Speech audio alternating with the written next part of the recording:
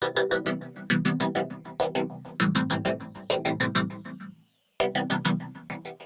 chers amis, chers camarades, chers inscrits à nos universités de la gauche républicaine, bienvenue pour cette première table ronde de nos travaux de ce week-end qui est consacré à l'Union européenne.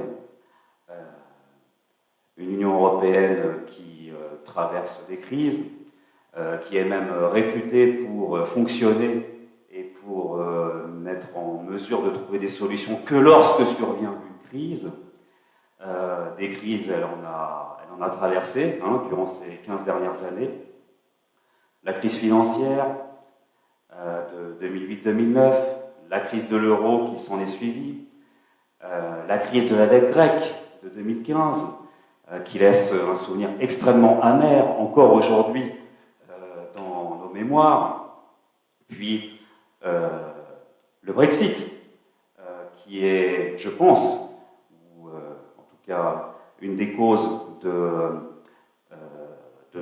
une des conséquences, excusez-moi, de ces crises multiples, et puis après, tout s'est précipité avec évidemment l'éclatement de la crise du Covid qui a révélé un certain nombre de dépendances et de faiblesses extrêmement fortes, structurelles, au sein de l'écosystème, de l'économie, de l'appareil de production européen, et puis la crise survenue, mais qui va bien au-delà de ça, c'est-à-dire la guerre qui a repris sur le continent européen et qui a provoqué à son tour un certain nombre de phénomènes que subissent les Européens, au premier rang desquels, bien évidemment, la question humanitaire, la question des réfugiés, la question et surtout aussi la question de la crise énergétique, la crise du marché de l'électricité dans laquelle nous sommes en plein.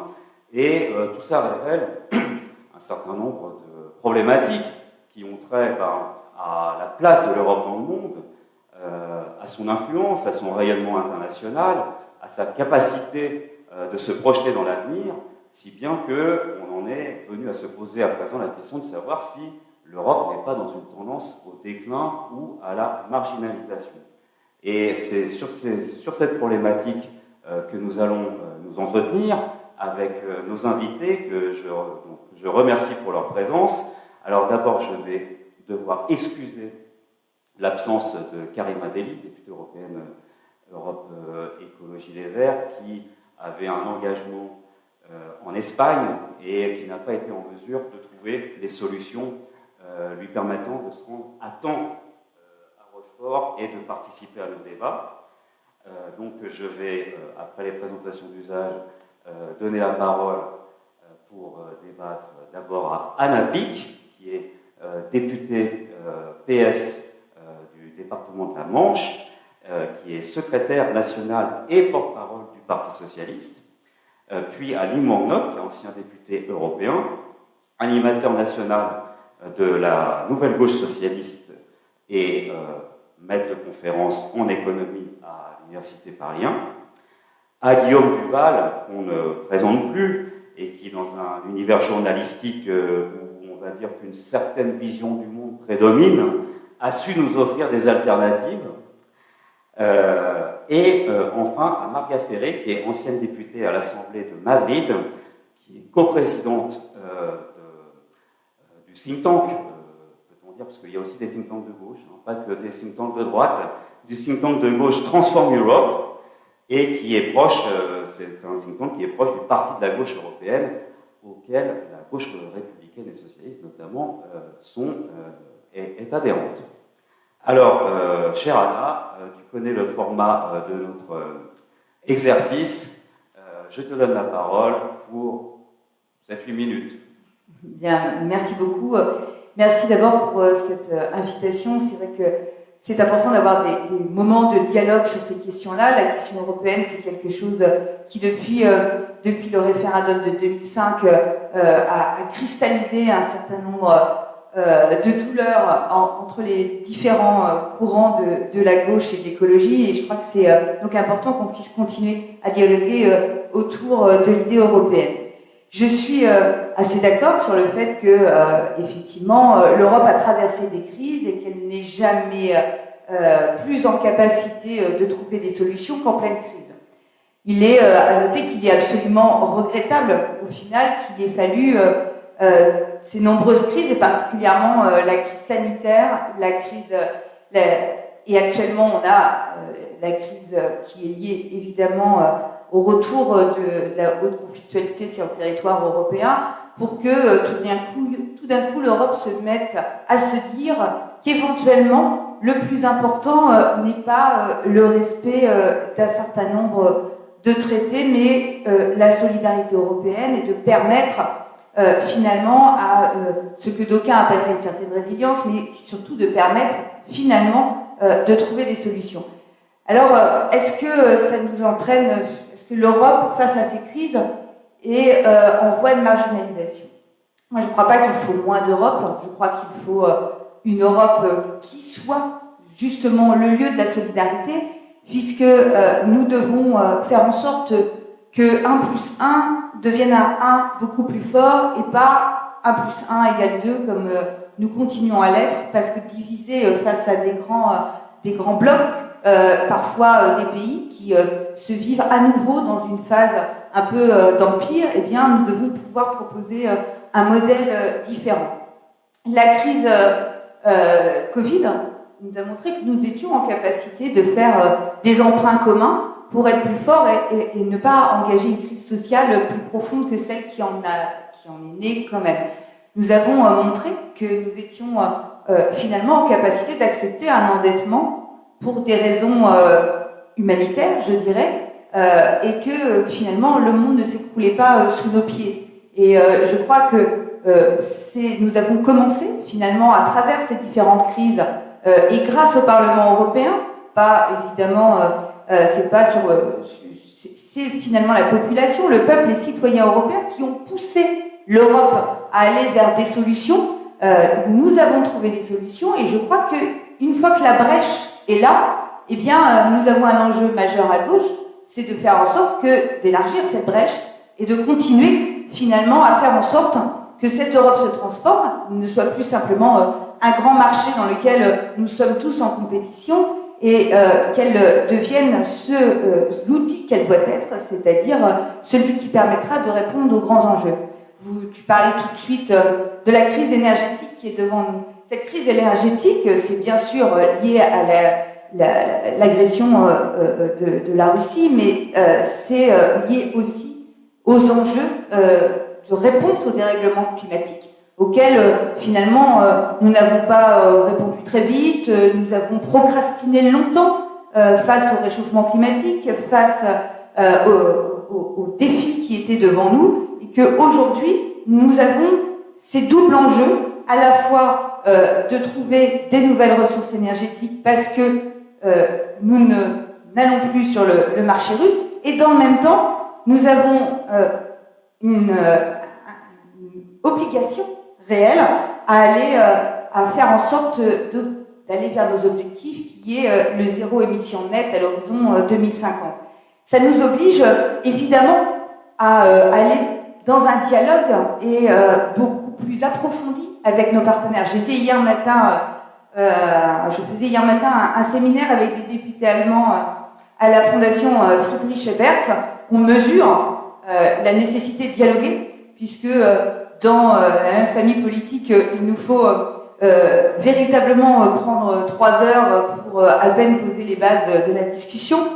Donc, autant vous dire qu'il nous reste beaucoup à faire, que nous ne sommes pas même d'accord sur la manière dont nous devons rompre avec un certain mode de vie. Je ne parlerai pas de sobriété, puisque je pense que ça peut être que mal pris par les populations qui déjà ont bien des difficultés à vivre tout simplement, et à manger tous les jours et à se chauffer pendant l'hiver. Leur parler de sobriété paraît quelque chose d'assez audacieux et de surtout assez méprisant. Mais très clairement, on voit que nous avons encore beaucoup de travail à faire. Ça ne veut pas dire que l'Europe serait plus faible. Je crois qu'au contraire, nous avons l'ardente obligation de cesser de se présenter en ordre dispersé et de se faire concurrence, puisque nous avons face à nous la Chine, effectivement, qui subventionne son économie et son industrie. Nous avons les États-Unis qui subventionnent massivement sa réindustrialisation, et que nous, face à ça, on continue à respecter les règles de l'OMC et nous sommes les derniers à le faire. Donc, à un moment, il faut qu'on se dise que c'est parce que nous sommes en capacité de dialoguer, de construire des solutions, que nous pourrons faire face à ces nouveaux enjeux de demain, qui ne sont même pas des enjeux de demain, qui sont des enjeux d'aujourd'hui, mais qui, s'ils ne sont pas réglés, seront encore plus prégnants demain. Voilà. Merci beaucoup, Anne.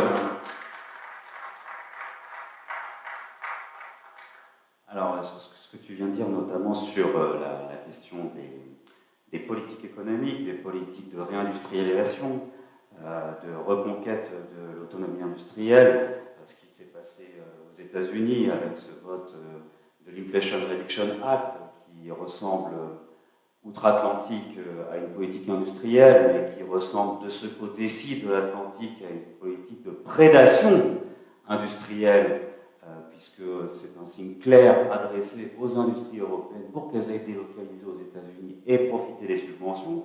Tout ça pose effectivement, et tu l'as rappelé aussi sur la question de l'OMC, pose la question du modèle économique, du modèle de développement de l'Europe, et comment on fait pour s'en sortir dans ce monde qui change et dont on a l'impression que l'Europe ne s'en est pas encore tout à fait aperçue. Et parmi ces questions, il y a bien évidemment la question de la politique budgétaire, la question de la politique économique et monétaire, qui sont au fondement de la capacité ou non à pouvoir se réarmer dans ce monde qui change très vite. Et je pense que Lim va pouvoir nous dire un certain nombre de choses sur ces aspects-là. Lim, je t'en prie. Merci Laurent, bonjour à toutes et à tous. Alors, le modèle économique, tout le monde le connaît, hein, le modèle économique de la Commission, c'est une union au sein de laquelle la concurrence est libre et non faussée, avec des règles de concurrence extrêmement strictes, où on interdit un certain nombre d'aides d'État. Et puis, c'est une zone au sein de laquelle les politiques budgétaires sont verrouillées par un pacte de stabilité, et puis une politique monétaire qui est le ressort de la Banque centrale européenne. Alors, les leçons de la crise. Tu as parlé des leçons de la crise en disant qu'à chaque fois, on avançait à l'issue des leçons de la crise. Mais ça n'a pas toujours été le cas. La crise des subprimes, on a régressé. Il y a quand même eu 10 ans d'austérité. Quel a été le choix de l'Europe pendant la décennie 2010, après qu'on ait eu 1000 paquets pour sauver les banques, parce que à l'époque, tous les États se sont endettés pour sauver les banques. Ça ne posait pas de problème, l'endettement à l'époque. Et ensuite, une fois que ça a eu été fait, on a fait payer la note au peuple, comme on le dit. Et ça a été 10 ans d'austérité. Et à l'issue de ces 10 ans, tout le monde s'est rendu compte que c'était une bêtise.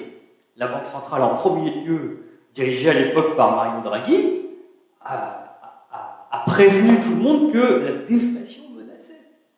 Et a pris les mesures nécessaires, non seulement pour mettre les taux d'intérêt au plus bas, mais aussi pour mettre sur pied, dès 2014, des programmes de rachat de dettes, pour permettre aux États de sortir de la déflation. Et ça, c'était bien avant la crise des subprimes.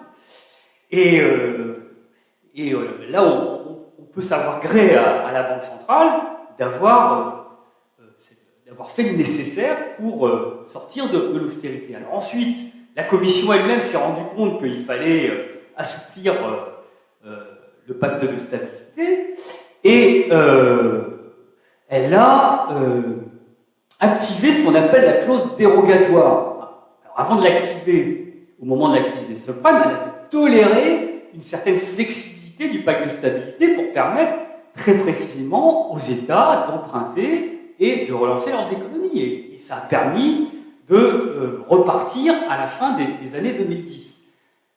Après, il y a eu la crise sanitaire, où on a cru que, pragmatiquement, les institutions européennes allait enfin permettre aux États de disposer des marges de manœuvre nécessaires pour non seulement sortir de la crise sanitaire, mais comme à l'époque on s'est rendu compte que la dépendance industrielle vis-à-vis de l'Asie, c'était une catastrophe, on n'avait plus faire de vaccins, de masques et de médicaments, l'heure était plutôt à la relocalisation, à la réindustrialisation, et si possible, à la réindustrialisation verte.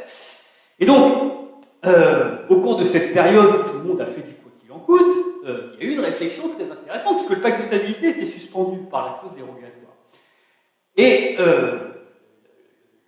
la Commission a réfléchi à mettre sur pied une nouvelle gouvernance économique où le pacte de stabilité aurait été assoupi. Alors, ça paraît technique comme ça, je vous passe les détails, mais la possibilité était laissée dans les propositions initiales de la Commission aux États pour revenir avec un peu de temps au fameux 3%,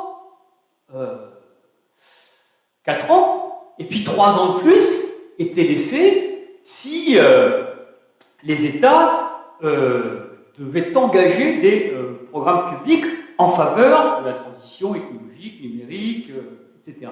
Donc ça faisait 7 ans. 7 ans, c'est l'espace d'un cycle économique où on peut déroger au pacte de stabilité. Il y avait d'autres mesures où, par exemple, la clause dérogatoire pourrait être déclenchée pays par pays, parce que là, pour le moment, c'est une clause dérogatoire générale. Donc, ça veut dire que chaque pays pourrait en plus pratiquer des politiques anticycliques si la récession s'abattait. Donc, ça devenait très keynésien, cette affaire. Et ça devenait tellement keynésien que lorsque la proposition de la Commission a été faite en mars dernier au Conseil, les Allemands ont tiqué. Les Allemands, au départ, avaient accepté, les ambassadeurs avaient accepté la chose au moment de la préparation des conclusions du Conseil, mais vous savez que l'Allemagne aujourd'hui est en coalition. SPD, Verts, et vous avez le FDP qui pèse 5% dans la coalition. Il se trouve qu'ils ont laissé les cordons de la bourse au FDP, avec le fameux ministre des Finances, Christian Lindner, qui est un ayatollah de la discipline budgétaire. Et donc, lui a tout fait auprès de la Commission pour que la Commission propose un texte législatif, non pas assouplissant le pacte de stabilité, mais le durcissant. Et il a obtenu gain de cause en juin dernier, puisque désormais, dans le nouveau règlement qui est proposé, et qui doit être discuté au Parlement avant la fin de l'année, eh bien, les États devront non pas avoir des marges de manœuvre supplémentaires, mais réduire de 0,5 points de PIB par an leur déficit public. Donc ça tue dans l'œuf la réforme du pacte de stabilité, cette affaire. Donc, fermez le banc, il n'y a plus rien à dire, la récréation, on siffle la fin, et on va revenir à l'austérité. C'est exactement ce qui est en train de se passer. Et c'est très malheureux, parce que aujourd'hui, il faut mettre des sous pour la transition écologique. Vous avez tous pris connaissance du rapport Pisani-Ferry-Mahfouz, qui chiffre à 34 milliards par an d'engagement public nécessaires pour atteindre les objectifs du GIEC. Cette année, ça va être à peine 7 milliards en plus dans le budget 2024. Et la France n'a même pas mené la bataille au Conseil pour contredire l'Allemagne. Ils l'ont fait pour la forme avec une mini-déclaration de Bruno Le Maire. Mais comme la France elle-même est engagée dans une trajectoire budgétaire devant ramener le déficit public à 2,7% en 2027, parce que le gros problème des macronistes aujourd'hui, c'est d'arrimer LR, et que la discipline budgétaire, c'est un totem pour arrimer LR, pour éviter qu'il y ait une union des droites avec l'extrême droite contre la Macronie. C'est uniquement ça, aujourd'hui, qui fait qu'on ne mène pas la bataille, on regrandit à nouveau l'épouvantail de la dette. Alors là, j'entends tout de suite, ah oui, mais quelle horreur, 3 000 milliards de dettes. Attendez, il faut savoir que la dette, on la fait rouler. Tous les ans, on emprunte pour rembourser la dette. Et les marchés nous prêtent pour ça à des taux relativement corrects, qui restent aujourd'hui négatifs, puisqu'on s'endette à 3,5 sur 10 ans, et que l'inflation est à 5. Donc les taux restent négatifs. Et ça ne fait boule de neige, la dette, que si les taux d'intérêt réels sont supérieurs au taux de croissance de l'économie. Bon, ça peut être un problème si on adopte la mauvaise politique économique et on en prend le chemin, mais en soi, c'est pas fondamentalement un problème. Les charges de la dette, c'est entre 30 et 50 milliards par an, ça n'a rien à voir avec les 3 000 milliards, puisqu'on l'a fait rouler, et j'ajoute même que le stock de dette, quand on a fait du quoi qu'il en coûte, ça a monté jusqu'à 118% du PIB. Mais justement parce que le quoi qu'il en coûte avait soutenu la reprise, entre 2021 et 2022, pardon, entre 2022 et 2023, la dette, elle a baissé de 118% à 110%. Justement parce qu'il y a eu un effet multiplicateur du quoi qu'il en coûte, qui a engendré des recettes fiscales en plus, qui ont permis de dégonfler ce stock de dette. Et si vous répétez cette séquence en faisant de la bonne politique en faveur de la transition énergétique, votre stock de dette, il finira par dégonfler. Bon, j'entre pas dans les détails parce que j'ai pas beaucoup le temps, et je voudrais terminer en disant une chose. On dit beaucoup l'Europe, l'Europe, l'Europe. Mais l'Europe, c'est quoi? Ça n'existe pas, c'est pas une nation. L'Europe, c'est pas une nation. Il n'y a pas de nation européenne. L'Europe, c'est des nations. Et dès le début, d'ailleurs, les pères fondateurs, qui étaient pourtant des hyper-fédéralistes, ont conçu les institutions européennes comme un mélange d'institutions intergouvernementales et d'institutions de nature fédérale. Et la prédominance, elle est intergouvernementale. Si bien que, à chaque fois qu'il y a une question sensible, ça se discute au Conseil, et quand c'est très sensible, ça se discute à l'unanimité. Donc, on est bien dans un horizon qui n'est pas l'horizon fédéraliste rêvé par les régionalistes, mais qui est bien l'idée développée par Jospin et Delors à l'époque, qui était l'idée d'une fédération d'États-nations. C'est ça l'horizon de l'Europe aujourd'hui. Et le vrai enjeu pour nous dans la réflexion, c'est que la leçon de ces 20 dernières années, c'est quoi? Tu as parlé du Brexit, mais le Brexit n'a pas fait de petit. Les Français aujourd'hui ne sont pas pour le Brexit, en majorité, mis à part quelques agités du bocal, mais les Français ne sont pas pour le Brexit. Mais en même temps, ils n'aiment pas l'Europe libérale. Mais en même temps, quand ils vont dans la rue, ils sortent le drapeau bleu, blanc, rouge, quand ils font les manifs. Parce qu'ils estiment qu'aujourd'hui, il faut donner de la souveraineté aux nations, parce que la nation, c'est le seul espace politique dans lequel on peut prendre des décisions contre le marché. Et donc, le vrai sujet aujourd'hui, c'est que l'Union européenne doit laisser les marges de manœuvre nécessaires aux États-nations qui la composent pour répondre aux aspirations de leur peuple. Et les aspirations, c'est quoi? C'est le partage des richesses, c'est la réindustrialisation et la relocalisation, et c'est le faire dans le cadre de la transition écologique. Et ça, les Américains, tu l'as dit, ils l'ont très bien compris. L'Inflation Reduction Act, ils ont mis le paquet là-dessus. Nous, l'Europe, elle n'a rien fait parce que, contrairement à ce qu'on pense, tout le monde est opposé à l'extension du budget communautaire et à l'émission d'une nouvelle dette commune pour financer un IRA à l'européenne. Les Néerlandais n'en veulent pas, les Allemands n'en veulent pas. Ben oui, c'est les frugaux qui n'en veulent pas parce qu'ils sont contributeurs nets. Et d'ailleurs, est-ce que l'Europe est l'espace... Je termine. Et d'ailleurs, est-ce que l'Europe est l'espace pertinent pour faire un Inflation Reduction Act? C'est pas évident non plus parce que quand vous regardez ce que Marx appellerait l'infrastructure de l'Europe, c'est-à-dire son économie. L'économie européenne, elle reste structurée sur la base d'économies nationales qui ont des spécialisations bien spécifiques. Donc ce n'est pas une économie intégrée, c'est des économies nationales qui se développent avec leur propre logique. Pas le temps de développer, mais dans ce cadre-là, il faut donner à chaque État la possibilité d'organiser son propre Inflation Reduction Act. Et là, ça pose un problème que la France a renoncé à poser à l'échelle européenne, c'est la réforme du régime des aides d'État, puisqu'aujourd'hui, on n'a pas le droit de maintenir le fret dans le service public intégré à l'heure de la transition écologique. Et puis, on n'a pas le droit de faire beaucoup de choses en matière de politique industrielle, et c'est regrettable. Merci.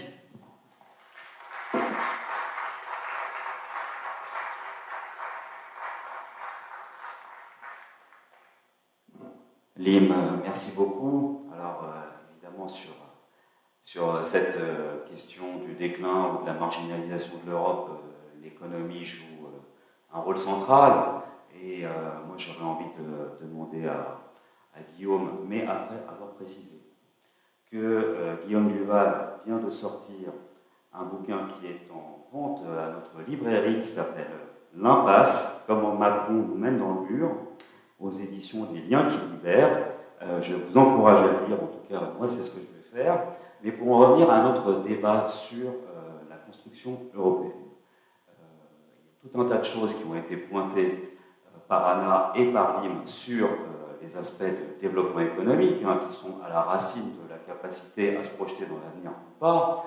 Et moi, il y a une chose qui m'a frappé, un petit graphique, une petite comparaison qui est arrivée il y a quelques semaines et qui tourne un peu sur les réseaux sociaux, c'est-à-dire c'est une comparaison des PIB européens et américains il y a 15 ans et maintenant. Il y a 15 ans, de mémoire, le PIB de l'UE, c'était aux alentours de 15 000 milliards d'euros. Et le PIB des États-Unis, c'était aux alentours de 17-18, un truc comme ça, peut-être un peu moins. Aujourd'hui, le PIB de l'Union européenne, c'est à peine 18 milliards d'euros, et le PIB des États-Unis, c'est 27 000 milliards. Du coup, il y a un écart qui s'est creusé, et qui pose cette question de la marginalisation et du déclin avec d'autant plus d'acuité. Et donc, aussi, Lim a préconisé un certain nombre de choses, mais on pourrait aussi en évoquer d'autres, dans le cadre d'Union européenne qui doit nécessairement prendre conscience de ses limites si elle ne veut pas péricliter. Cher Guillaume. Merci.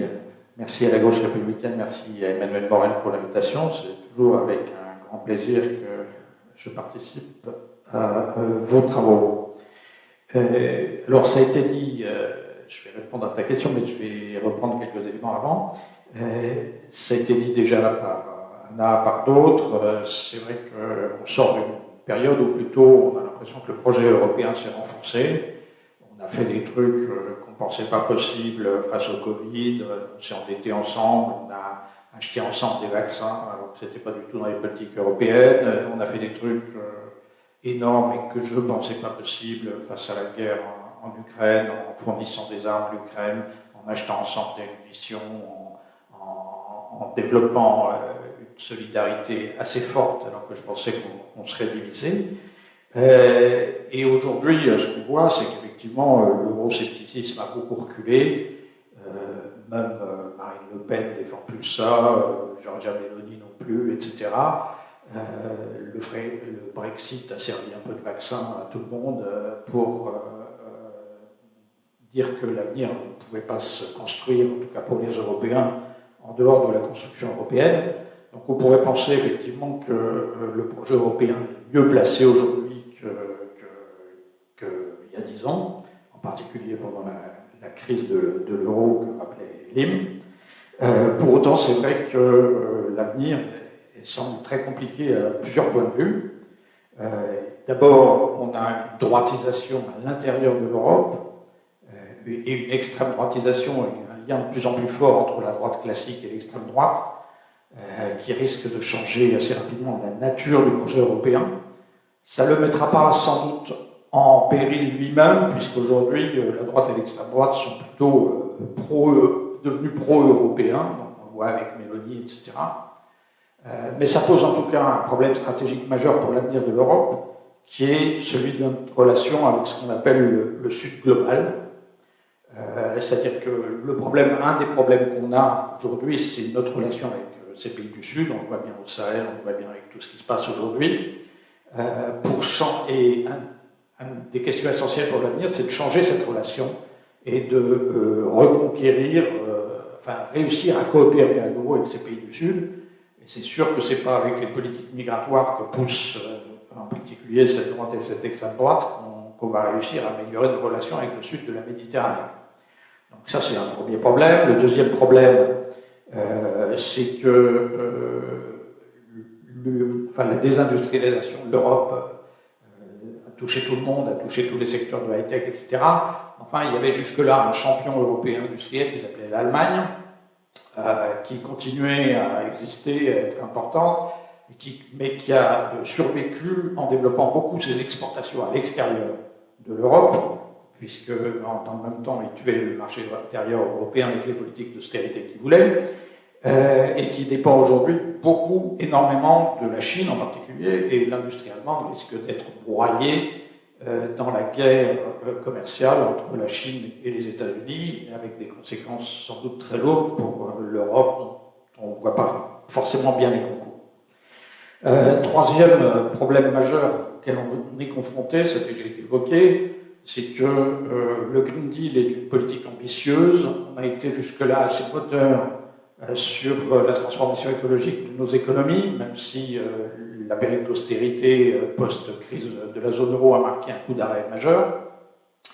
Mais le problème, c'est qu'on a une politique sur ce terrain qui est exactement contraire de celle des États-Unis avec l'IRA, c'est-à-dire qu'on a misé avant tout sur un prix du carbone élevé, parce qu'on s'était, enfin, on n'arrivait pas à se mettre d'accord pour mettre des subventions ensemble à l'échelle européenne. Donc on a misé sur un prix du carbone élevé, mais personne d'autre ne le fait dans le monde, donc on est dans une situation très difficile là-dessus, et il faudrait basculer vers une politique de subvention comme les Américains. Alors je ne crois pas du tout, comme vient de le dire Lim, que ça puisse se faire à l'échelle de chaque État. C'est vraiment, c'est ce qui risque de se faire finalement, mais c'est juste de la folie furieuse, parce que ça veut dire qu'on va relancer la concurrence interne à l'Europe et qu'il n'y a que les Allemands qui vont en sortir parce qu'il n'y a qu'eux qui ont les moyens de le faire. Il faudrait le faire à l'échelle européenne, mais c'est très compliqué, d'autant qu'il ne faudrait pas seulement faire ça, mais il faut aussi qu'on dépense plus sur la défense dans le contexte géostratégique actuel, etc. Donc sur tous ces plans-là, on a l'air très mal barré pour les prochaines années, et c'est vrai que c'est très inquiétant. Pour autant, donc, on n'est jamais à l'abri d'une bonne surprise en Europe. C'est vrai qu'on a montré quand même une résilience assez forte face à des crises. On a montré qu'on était capable, dans des crises, de faire des trucs qu'on ne pensait pas possibles quelques mois auparavant. Donc ça peut se reproduire. Mais ce que je voudrais dire surtout, c'est que l'avenir de l'Europe, savoir si on est foutu, marginalisé, etc., c'est quand même aussi quelque chose de très relatif. Ça dépend de ce qui se passe chez les autres. Et en particulier de ce qui se passe chez les autres qui sont aujourd'hui les plus puissants, c'est-à-dire les Américains d'une part et la Chine d'autre part. Pour ce qui est des Américains, on voit bien ce qui se passe aujourd'hui. C'est un pays qui est au bord de la guerre civile, c'est un pays où où l'espérance de vie recule, c'est un pays où il y a la crise des opioïdes depuis des années avec des centaines de milliers de morts chaque année et ils n'en sortent pas. Je veux dire, le fait que les Américains restent une puissance, ça reste une puissance technologique, etc., etc. Mais savoir si l'Europe sera plus ou moins mal que les États-Unis dans 10 ans, j'y mettrai pas ma main au feu. Et puis ça pourrait même venir avant 10 ans si ce qui se dessine pour l'an prochain se passe.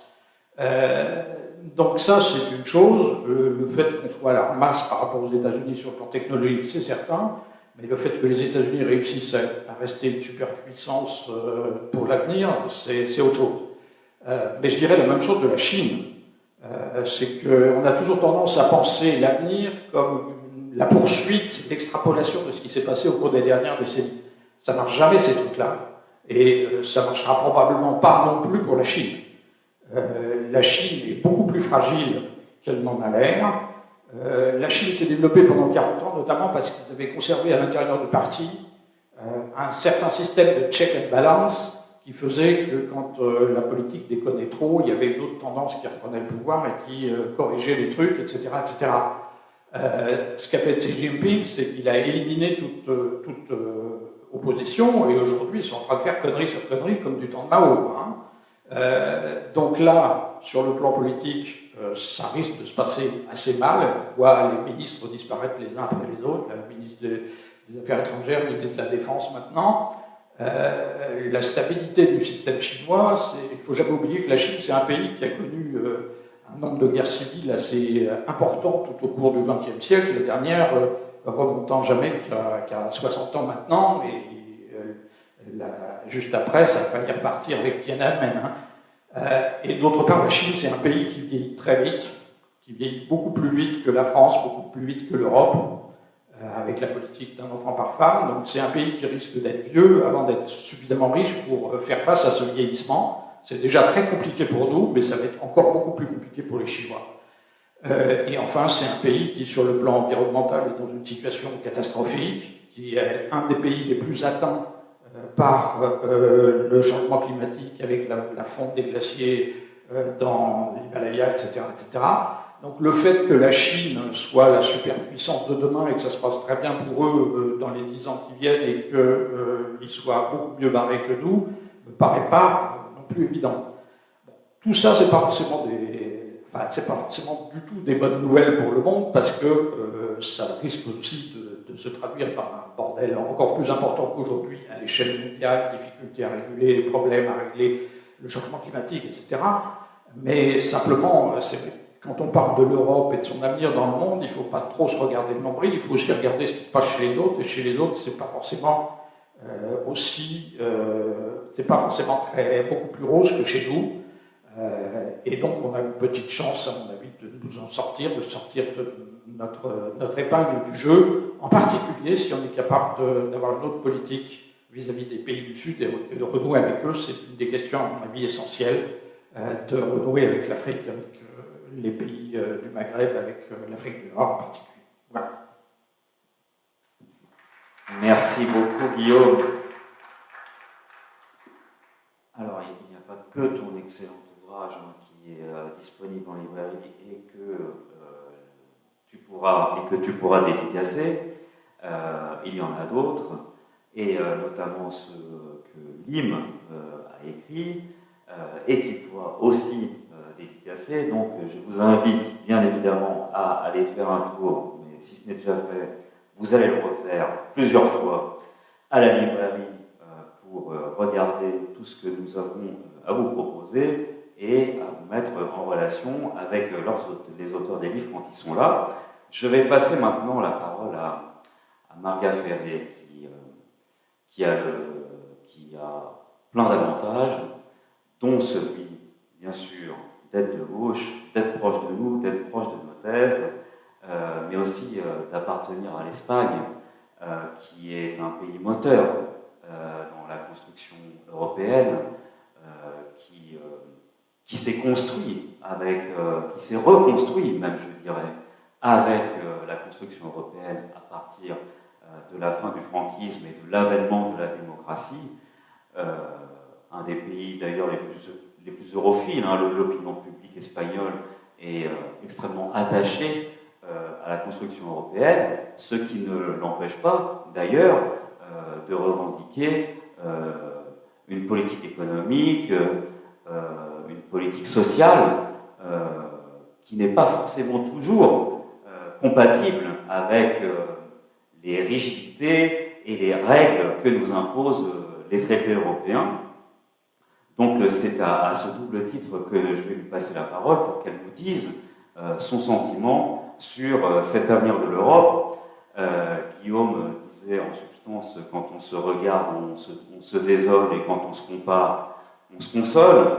Et je suis sûr que Marga a plein de développements à nous donner sur ce sujet. Chère Marga.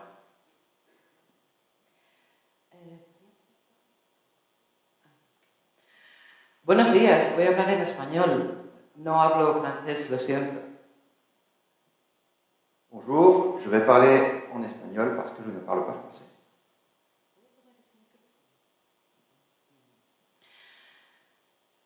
Soy Marga Ferrer, soy española de Izquierda Unida, pero también soy la copresidenta de Transform Europe. Donc, je suis Maria Ferrer et je suis la présidente de Transformer l'Europe. Transform Europe es una red de fundaciones de pensamiento de izquierdas de 39 organizaciones de 23 países europeos. Es un think tank europeo. C'est un think tank de gauche qui travaille avec plus de 23 pays différents en Europe. Dentro de Transform Europe pensamos sobre el proyecto europeo y desde esta experiencia europea y desde mi experiencia española quisiera trasladaros algunas tesis.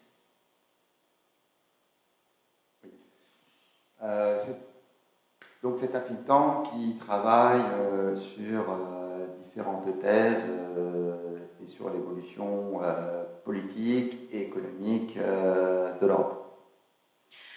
La primera tesis es que, en cierta medida, la marginalización de Europa es una auto-marginalización. Alors, la première thèse, c'est la marginalisation de l'Union européenne dans le monde. Oui. Et son ostracisation par elle-même, par sa propre politique. Se vio claramente en la guerra de Ucrania, cuando, frente a la OTAN, Ursula von der Leyen anuncia una unión, una alianza. Comme l'avait annoncé Ursula von der Leyen, une union et une alliance. Donc c'est l'OTAN. Poniendo la seguridad europea bajo la subordinación de la política de defensa de los Estados Unidos. C'est subordonné donc la politique militaire européenne à l'OTAN et à la politique étrangère américaine. Y esto tiene consecuencias políticas y económicas. Et aussi en termes de politique économique. Segunda tesis. La austeridad cambió el proyecto europeo. Donc deuxième thèse, l'austérité change le projet européen. El neoliberalismo actuó como un corsé que limita el poder de los Estados y el poder de la Europa que soñó Spinelli e incluso De Gaulle. Cambia el proyecto europeo, la austeridad. Donc l'austérité a changé le projet européen, y compris sur les règles fiscales et sur les règles du néolibéralisme et du marché. Estos dos elementos, la guerra en Ucrania, la inflación provocada por la crisis energética y la subordinación militar a Estados Unidos, aumenta la disminución de las clases medias europeas. ¿Me explico? Y esto tiene consecuencias políticas. Las clases medias en Europa, desde hace una década, están cayendo. Bueno.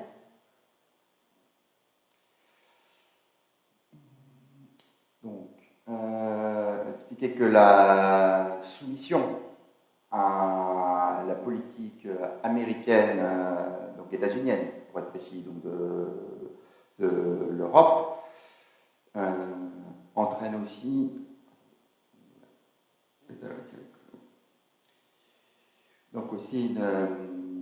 et sur le plan militaire et sur le plan économique, entraîne une chute, il y a un déclassement de la classe moyenne. Caen los salarios medios, por cierto, y siguen cayendo. Suben los salarios bajos y los salarios muy altos, pero caen los salarios medios. En Francia también. Oui, donc les salaires moyens chutent en Espagne comme en France et comme dans tous les autres pays d'Europe.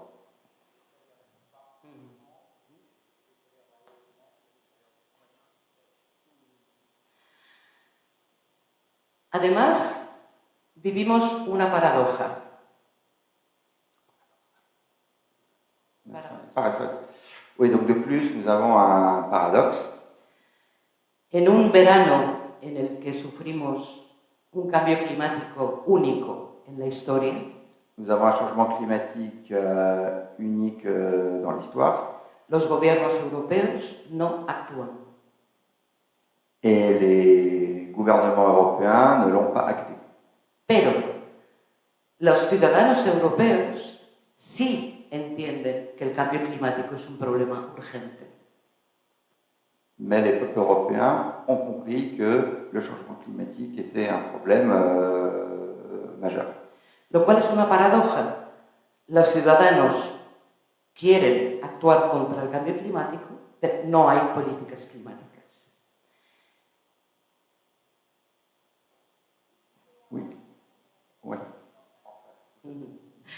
Mi conclusión es que otra paradoja es que en un momento en el que el cambio climático y la necesidad de una reindustrialización sustentable de Europa es una necesidad, Donc la réindustrialisation de l'Europe est une nécessité et le changement climatique aussi. vemos cómo surgen o crecen nacionalismos xenófobos de extrema derecha. Y es una contradicción que hace Donc il y a une contradiction avec les résultats et la montée de l'extrême droite xénophobe en Europe. Una contradicción que hace que la Unión Europea hoy sea un proyecto progresista. No siempre, pero hoy es un proyecto progresista. Donc il y a une contradiction parce que le projet européen actuel est un projet progressiste.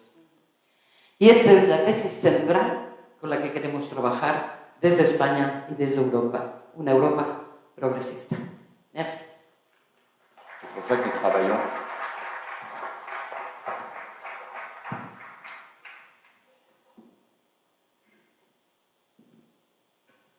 Bien, merci beaucoup. Alors, nous avons pas très longtemps pour débattre, parce que nous avons un événement qui va avoir lieu très vite après la conclusion de nos échanges. Donc, si vous avez des interventions à faire, des questions à poser, plein de questions se posent. Effectivement, j'ai trouvé particulièrement intéressant de la part de Marga qu'elle pointe cette contradiction qui est presque dialectique, hein, c'est-à-dire que nous avons à la fois un projet européen qui se veut la construction d'une sorte de fraternité concrète entre les peuples, hein, des peuples qui n'ont pas toujours été habitués dans leur histoire à être particulièrement fraternels entre eux, hein. Et d'un autre côté, une Europe qui se développe, des institutions politiques, une Commission européenne, des politiques européennes, qui entraînent ou qui s'accompagnent. Est-ce qu'elles entraînent? Est-ce qu'elles accompagnent?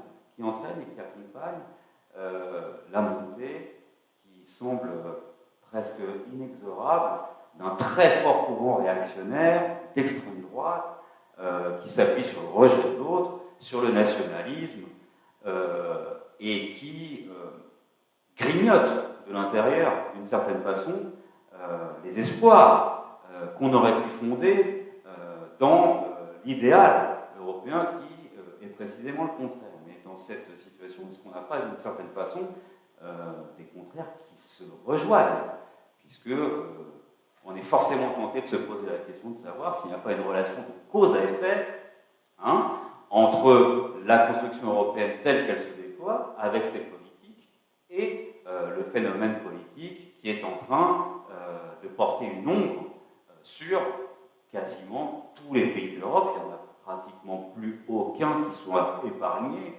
D'ailleurs, même l'Espagne, qu'on croyait immunisée contre l'extrême droite, commence à fléchir avec l'apparition de ce parti post-franquiste, là, Vox, qui n'a pas réalisé, fort heureusement, les scores qu'on lui prédisait pour les élections législatives, mais qui n'en est pas moins à plus de 10% des voix, hein, ce qui n'est pas rien, et c'est un phénomène qu'on retrouve avec une plus ou moins grande ampleur, et en France, on est bien placé pour le savoir, dans tous les États membres de l'Union européenne. Donc, comment on essaie de résoudre cette contradiction?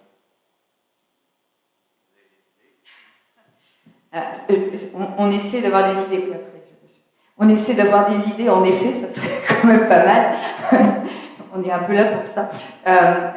En tout cas, je pense que sur la situation, elle a été fort bien décrite et je pense qu'il y a aussi des points d'appui dans ce que disait Guillaume Duval et j'étais assez en accord avec son analyse.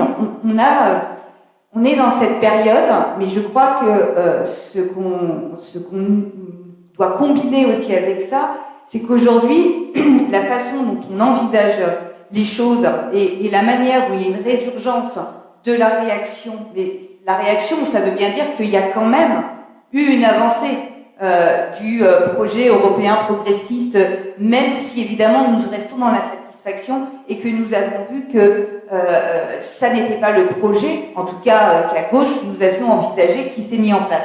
Néanmoins, s'il y a réaction, c'est bien parce qu'il s'est passé des choses et que les conservateurs et l'extrême droite, finalement, sont la preuve qu'il s'est passé des choses. Il y a une crise on a une crise du projet dans les États-nations comme en Europe. Et donc, les réponses, forcément, sont des réponses qui sont erratiques, parfois un peu violentes, et surtout du repli sur soi. Et on revient à quelque chose, à un passé rêvé qui n'a jamais existé. Enfin, je vous rappelle qu'en ce moment, en France, on nous parle de l'uniforme à l'école, chose qui n'a pas existé. On avait tous une blouse à l'école, mais pas d'uniforme, rappelons-le quand même. Donc, il y a une espèce de retour à un passé qui n'a pas existé, mais qui est rêvé. Et donc, c'est une réassurance dans un monde où, effectivement, on n'a pas pris, les États n'ont pas pris la mesure du dérèglement climatique et des politiques à mener. Ils n'ont pas pris la mesure. Les concitoyens, comme le disait tout de suite Maria Ferré, c'est les concitoyens, eux, l'ont bien noté. Et donc, on a appelé les gens, les a culpabilisés à faire de la politique des petits gestes, là où il y a une raison systémique en réalité. Et donc, on a l'impression d'une impuissance perpétuelle avec des injonctions contradictoires qui, évidemment, les gens demandent à être réassurés parce qu'il y a des injonctions contradictoires sans cesse. Sur je dirais le fait d'être sous la coupe des États-Unis à travers l'OTAN. Bon, je suis à la commission de défense. C'est une question, évidemment, de place dans l'OTAN qui agite beaucoup les gauches en France et même au sein de chacune de nos organisations. Je suis sûre qu'il y a tout un éventail de variables sur la question de l'OTAN. Aujourd'hui, c'est l'OTAN, et je dirais même c'est pas l'OTAN, aujourd'hui c'est les États-Unis qui pressent l'Europe de réfléchir à une meilleure interopérabilité à la question de la sécurité de son territoire européen, à une forme de défense commune, en tout cas la capacité à avoir un commandement qui puisse permettre la protection du territoire européen. Alors pourquoi c'est eux qui s'intéressent à ça? Parce qu'ils nous le disent. Ils nous disent que effectivement les États-Unis ne vont pas bien, qu'ils sont en perpétuelle crise démocratique. Il y a différents éléments et qu'il n'est pas impossible que le prochain scrutin fasse revenir à Trump et que évidemment, autant vous dire que pour nous Européens, ça va être très tranquille, ça va plus du tout les intéresser. Voilà. Donc oui, je crois qu'il faut qu'on se dise qu'il faut qu'on retrouve une place. Alors j'aurais bien voulu apporter la question du Sud global, évidemment, mais il y a beaucoup d'éléments. Mais on est dans un moment de crispation où il faut qu'on retrouve la capacité du multilatéralisme, la primauté du droit international, et que c'est extrêmement difficile et angoissant, mais que je crois que ce n'est pas le repli qui pourra le permettre, mais que finalement c'est une réassurance sur les points qui construisent finalement nos projets à la fois nationaux et européens qui nous permettront d'avancer sur ces sujets. Merci Anna. Il y avait une demande de prise de parole de Marie-Noëlle Lienemann. Je Je note au passage dans ton intervention que qu'il s'agisse de politique économique, de politique industrielle et a fortiori de politique militaire, quand on parle d'Europe, les États-Unis ne sont jamais très loin. Je passe la parole à Marie-Noëlle. Oui, pardon. Plusieurs questions à nos orateurs. Est-ce que vous avez un bilan? Comment vous expliquez que ça fait maintenant 30 ans à peu près que nous plaidons pour l'Europe sociale, pour l'Europe plus équilibrée, pour l'Europe de la paix, pour l'Europe autonome, enfin bref, et que finalement, nous n'avançons pas. Non, on n'a pas beaucoup avancé, Anna, sur le truc recul technologique, place dans le monde limitée, dans la défense, toujours grande défense, et alors on nous dit il y a un petit pas, youpi les gars, on va y arriver. Donc comment vous faites cette analyse? Pourquoi ça ne marche pas? En corollaire, est-ce qu'il ne serait pas opportun de réfléchir, parce que si on s'élargit à une nouvelle architecture, entre ce qui doit fortement être renforcé au niveau européen, parce qu'il y a des choses où on est beaucoup plus efficace, où on construit de la solidarité durable, etc., et ce qui pourrait revenir à une forme de marge de manœuvre supplémentaire pour les États membres. Dans la même veine, comment expliquez-vous l'accroissement des inégalités intra-européennes? Il est clair que la désindustrialisation, que la France s'est appauvrie par rapport aux autres. Alors je sais bien, les Français, on est tous des nazes, mais il y a quand même des raisons objectives qui font que le système, bien que nous soyons contributeurs nets, ne nous est pas favorable. Et que par ailleurs, nos élites ne se battent pas forcément pour qu'on l'ait. Troisième volet, et ça va être le dernier pour donner quelques exemples. Tu dis, Guillaume, à juste titre, qu'on a choisi, pour lutter contre l'effet de serre, choisi le prix du carbone. Mais je te rappelle, je le sais d'autant mieux que vous pouvez prendre toutes mes interventions depuis les années 90 contre ce marché du carbone, au profit de stratégies soit de filière industrielle, soit de subventions et de politique commune. Or, même j'étais quasi en race campagne. C'est pas simplement, alors nos amis de Transform étaient souvent plutôt sur ces bases, mais au sein de la social-démocratie européenne, j'étais quasiment le goulag que je leur proposais. Donc, ils étaient hyper convaincus que le prix du marché allait réguler tout ça. Aujourd'hui, et on leurre les gens, aujourd'hui on dit on va faire un ISF vert, mais qui peut imaginer qu'on va avoir l'unanimité pour faire un ISF vert? Tout ça, ça sert de prétexte pour ne rien faire au niveau des États-nations. Donc, moi, je continue à me battre pour un projet européen, mais Anna, il n'y a pas de projet, il n'y a pas qu'une crise du projet, il y a d'abord une crise des réalités. Une crise des réalités. Donc, on est aujourd'hui, et on le voit sur la défense, pendant des années, la France, en tout cas une partie d'entre nous, se battait pour que les dépenses de défense soient sorties du déficit budgétaire. On n'a jamais rien obtenu, on s'est écrabouillé comme d'habitude, et aujourd'hui, oh mon Dieu, l'Europe n'est pas armée.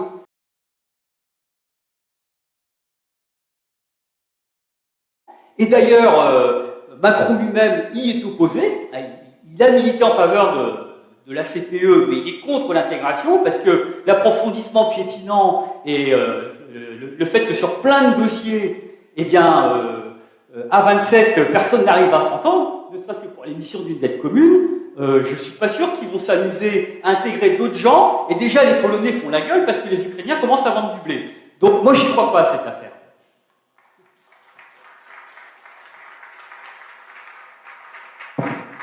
Alors, le débat, c'est l'échange, mais l'échange ne va pas sans contradiction, et je crois que nous avons un bon foyer de controverse sur les éléments de réponse qui viennent d'être apportés, et Guillaume va y contribuer. Oui, je vais commencer déjà aussi par répondre à la question de Marie-Noëlle. Je pense que ça ne sert pas à grand-chose de ressasser le passé. Je crois vraiment qu'on est arrivé à un tournant maintenant, c'est-à-dire que je crois que l'Europe est prête et est en train de mener des politiques qui sont, enfin, de rompre avec sa période libérale. elle est profondément prête. Le problème, c'est que ça risque d'être fait par la droite et l'extrême droite. C'est-à-dire que, bon, on peut comprendre, il faut vraiment analyser le succès durable du PiS et d'Orban. C'est que c'est eux, quand même, qui ont mené, en réalité, les politiques social-démocrates en Europe sur le terrain du social, de la redistribution, etc. Donc, le tournant est pris, et je crois qu'il est très lourd.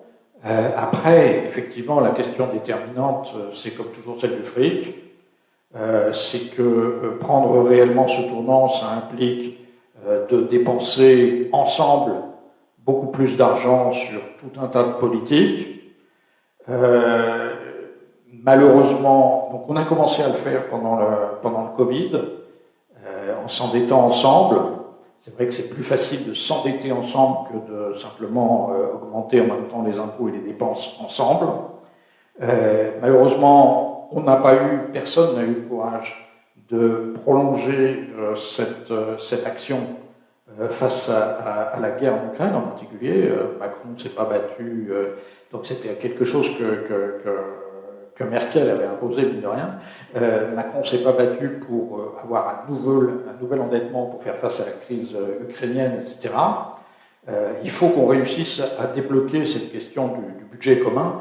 Je ne crois pas du tout que ça puisse et que ça doive être fait par le biais d'une nationalisation, d'une renationalisation des différentes politiques. Là, c'est vraiment catastrophique. C'est peut-être effectivement la seule chose qui soit politiquement possible aujourd'hui. Mais si on prend ce chemin-là, c'est un chemin catastrophique, parce que c'est un chemin de concurrence accrue entre Européens les uns contre les autres. C'est un chemin qui ne peut favoriser que les plus gros et les plus riches, c'est-à-dire les Allemands, et les moins endettés. Et c'est un chemin qui ne permet pas, de toute façon, suffisamment de coordination entre Européens pour peser face aux Chinois, face aux Américains, sur toutes les politiques dont on a parlé tout à l'heure. C'est pas, même les Allemands à 80 millions, ils ne feront pas le poids dans l'IA et dans les renouvelables, etc., s'ils le font tout seuls. Donc je ne crois pas que ça puisse être un avenir. Il faut vraiment qu'on réussisse à débloquer cette histoire de fric et de développement du fric en commun. Il y a la question des impôts propres, enfin des ressources propres de l'Union. Il y a des solutions, il faut avancer là-dessus. Après, sur l'élargissement, je pense que c'est une obligation géopolitique, notamment dans les Balkans, mais aussi vis-à-vis de la Moldavie, mais aussi vis-à-vis de l'Ukraine. Après, il est évident que ça implique effectivement de mener en parallèle une réforme assez profonde des institutions, avec l'Europe à plusieurs vitesses dans différents domaines, etc. C'est facile à dire, mais c'est beaucoup plus difficile à faire et à trouver les compromis qui permettent de le faire. Mais je crois qu'on n'a pas intérêt à chercher à freiner ce mouvement. Il est nécessaire, notamment dans le contexte actuel. Il y a déjà aujourd'hui beaucoup d'interférences étrangères dans les Balkans, avec la Russie, avec la Chine, etc. On n'a pas besoin d'une nouvelle guerre dans les Balkans dans les années qui viennent. Il faut qu'on fasse le nécessaire pour les intégrer. Et de la même manière, le sujet qui a été évoqué tout à l'heure par rapport au sud de la Méditerranée en particulier, est absolument essentiel. Et c'est vraiment j'ai beaucoup de choses que je reproche à Macron, mais une des choses que je lui reproche le plus, c'est ça. C'est de n'avoir rien fait pour se rapprocher des Italiens, des Espagnols, depuis 7 ans qu'il est au pouvoir, et de n'avoir rien fait pour avoir une politique européenne à l'égard du Sud, à part toutes les conneries qui ont été évoquées sur la manière dont il a traité les uns et les autres pour se fâcher encore un peu plus avec tout le monde, mais il se fâche aussi avec tout le monde en Europe, donc et en France, mais ça vous le savez bien.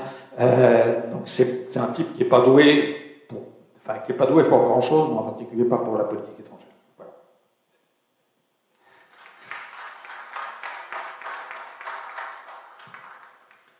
Alors, constat sans appel, qui n'en est pas moins fort juste, sur les limites de cette Europe géopolitique, et une Europe géopolitique d'autant plus limitée que, comme le rappelait Lim, l'Europe repose sur les États et que parmi ces États, eh bien, il y en a un, notamment parmi eux, hein, la France, qui n'est pas gouvernée par quelqu'un qui connaît la chose diplomatique, visiblement, étant donné le nombre d'impairs, pour ne pas dire plus, qu'il accumule dans ce domaine depuis, en vérité, 2017. En 2017, Macron a prouvé que sur le plan de la politique étrangère et de la diplomatie, il était en train de faire beaucoup de mal à la France et, par extension, aussi du mal à la construction européenne, puisque la France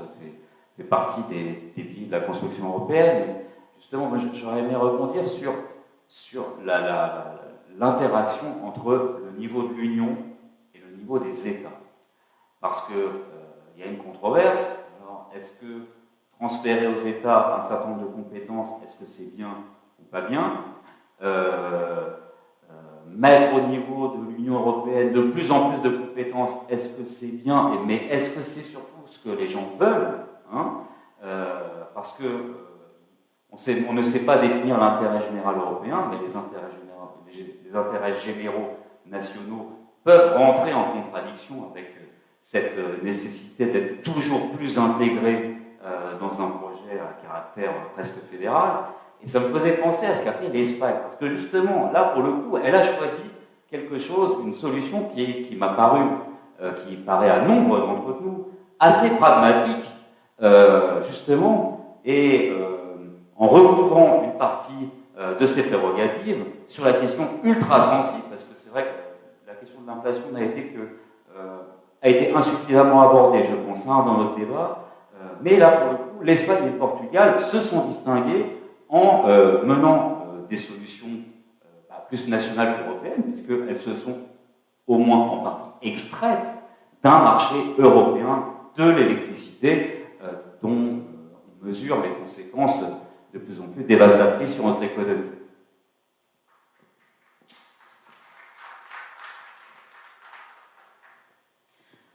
Yo defiendo que la política puede cambiar las cosas. Je pense que la politique doit pouvoir changer les choses. El gobierno de España cambió una ley energética solo con voluntad política. Le gouvernement espagnol a changé une loi sur la régulation de l'énergie, seulement par volonté politique.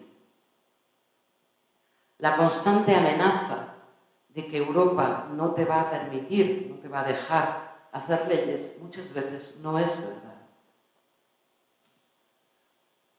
La constante qui constituerait à dire que, ou la menace que l'on ne pourrait pas changer quoi que ce soit parce qu'on est prisonnier d'un carcan européen, n'est pas vrai.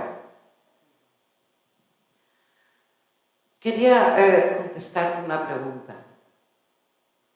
La extrema derecha no tiene un proyecto europeo. Y esto es importante entenderlo. Il est très important d'entendre que l'extrême droite n'a aucun projet européen. La extrema derecha es una expresión clasista y racista que niega la integridad europea. Y es muy importante entenderlo. L'extrême droite est une expression classiste, raciste, qui n'a pas de projet européen. Por eso es importante que en las próximas elecciones europeas la extrema derecha no tenga la capacidad de tener la mayoría del Parlamento Europeo. Es muy importante. Il est très important que pour les prochaines élections européennes, que l'extrême droite en Europe ne puisse pas avoir la majorité. Yo creo que la extrema derecha es la expresión política de un capitalismo muy agresivo. Je crois que l'extrême droite est une expression politique d'un capitalisme très agressif. Por eso defiendo una Unión Europea que no permita un capitalismo agresivo, violento, extractivista con el medio ambiente, peor que hoy.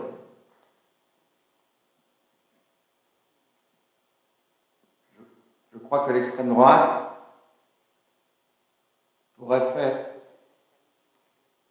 Je crois que l'extrême droite est une expression d'un capitalisme très agressif et qui pourrait être même encore pire que la situation actuelle. Y una última idea. Esa revolución tecnológica y frenar el cambio climático requiere sí o sí la intervención del Estado. Sí o sí. Y el capitalismo lo sabe. Requiere sí o sí colaboración interestatal. Sí o sí. Es la única salida y es la única propuesta. Le changement climatique, comme les recherches sur les nouvelles technologies, nécessite une intervention de l'État, de la puissance publique, mais aussi une collaboration entre les États. Colaboración. Merci.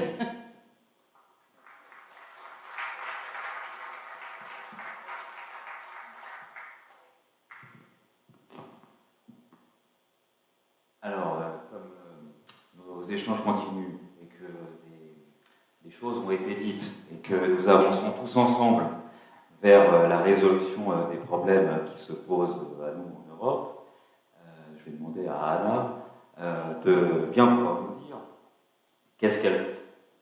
de bien vouloir répondre à cette question, de savoir comment le Parti socialiste pourra enfin sortir de son eurobéatitude alléguée. Alléguée, en effet. Bon, je crois qu'on vient de le dire, ce à quoi nous devons faire face et être extrêmement, pas seulement vigilant, extrêmement proactif au niveau européen et pour ces prochaines échéances électorales, c'est à cette montée de la droite et l'extrême droite qui, sur un certain nombre de points, ne fait plus qu'un. Et face à ça, je ne suis pas eurobéate. Je ne l'ai jamais été et je vous le dis très sincèrement, j'ai voté en 2005 contre le traité constitutionnel, d'abord parce qu'il nous imposait un système économique et qu'il m'a permis donc de ne pas poursuivre ma lecture à partir du moment où on m'imposait la concurrence libre et non faussée, donc on m'imposait de manquer d'imagination, ce qui pour moi est quand même un vrai problème lorsqu'on parle de politique. Et je n'avais jamais vu dans une constitution le fait qu'on imposait un système économique. Donc non seulement je ne suis pas eurobéate, mais en plus je suis de gauche, ce qui suppose que je fais l'analyse critique à la fois de la situation actuelle et de l'action qui nous a menés à la situation actuelle. Mais je suis eurovolontariste et nous sommes eurovolontaristes. Moi, je considère que je veux avoir le militantisme heureux. Je veux avoir un militantisme qui ne désespère pas la population. Pourquoi je dis ça? Parce que je dis sincèrement que nous ne cessons de faire le bilan de cette Europe qui ne nous convient pas. Nous n'arrêtons pas, ça fait... Depuis sa création, on dit ce qui ne va pas et finalement, la récupération de ces éléments-là par l'extrême droite me pose un problème. Donc maintenant, aujourd'hui, je veux tracer un horizon. C'est ça le volontarisme. Je veux tracer un chemin, mais pas seulement un chemin. Parce que le catalogue de mesures, en général, ça fait des gens qui sont très techno, mais ça ne fait pas rêver. Donc non seulement il faut que nous soyons en capacité de tracer le chemin et de poser des bornes, mais il faut aussi qu'on dise que dans la transition, on sache jusqu'où on transite et vers quoi. Parce que ce mot de transition est bien gentil, mais si on ne connaît pas le point d'arrivée, ou en tout cas les objectifs que nous nous fixons, il ne sert pas à grand-chose. Donc, quels moyens? Eh bien, je crois que effectivement, nous avons besoin de la coopération, nous avons été en capacité, finalement, de créer les facilités européennes de défense pour pouvoir défendre le droit international et soutenir l'Ukraine. Moi, je crois qu'il nous faut une facilité européenne de la transition énergétique et de la transition écologique. Et je pense que c'est par des outils à la fois budgétaires, à la fois financiers, mais aussi par des coopérations réelles, et y compris industrielles, que nous parviendrons finalement à obtenir ce que nous voulons, parce que faut mettre fin à la concurrence entre États-nations au sein de l'Europe pour que nous puissions ne pas augmenter les inégalités entre les populations, mais aussi entre les pays, parce que ce projet-là ne pourra faire monter que l'extrême droite. Bien, merci beaucoup Anna. Pourvu que la social-démocratie européenne et les partis qui la dominent outrageusement puissent un jour entendre ton plaidoyer, parce qu'on n'y est pas encore. Et je pense que c'est un débat qui va se poursuivre non seulement à l'occasion des élections européennes, mais au-delà, parce que finalement, toutes les questions qui ont été posées sur notre capacité à maîtriser notre avenir, les possibilités d'avoir des coopérations pour maîtriser la révolution numérique, pour lutter efficacement contre le changement climatique, tous les débats qui se sont posés sur le bon échelon d'efficacité de ces politiques ne sont pas sans poser en réalité à la racine la question de la souveraineté. Parce que ce sont des États-nations souverains qui se sont unis pour construire une Union européenne qui est censée se mettre à leur service. Or, ce qu'on observe, notamment via la montée, que je ne qualifierais pas d'inexorable, mais quand même extrêmement inquiétante de l'extrême droite, c'est qu'il y a une part de plus en plus importante des pans entiers, des millions de nos concitoyens qui considèrent, et ils le font d'ailleurs à chaque élection européenne, que l'Europe n'est plus au service des peuples et que l'Europe s'éloigne d'une certaine façon de sa promesse initiale de pouvoir se mettre au service des États et donc des peuples et donc des intérêts généraux qui ont présidé à sa fondation. Donc cette question de la souveraineté, à mon avis, occupera une bonne part du débat à venir pour les élections européennes et restera de toute façon, quelles que soient les solutions qu'on lui apporte, parce que c'est intimement lié à la capacité de faire vivre ou non une démocratie, ça restera toujours une question qui restera, je pense, ouverte dans le processus d'intégration ou pas de l'Europe à l'avenir. En tout cas, merci beaucoup, un grand merci à nos intervenants. Moi, j'ai trouvé ça intéressant, j'espère que ça a été le cas pour vous également. Eh bien, à présent, nous allons prendre une petite pause de quelques minutes pour nous préparer, voilà, de quelques nanosecondes, pour nous préparer à l'événement suivant. Merci beaucoup, chers amis, chers camarades.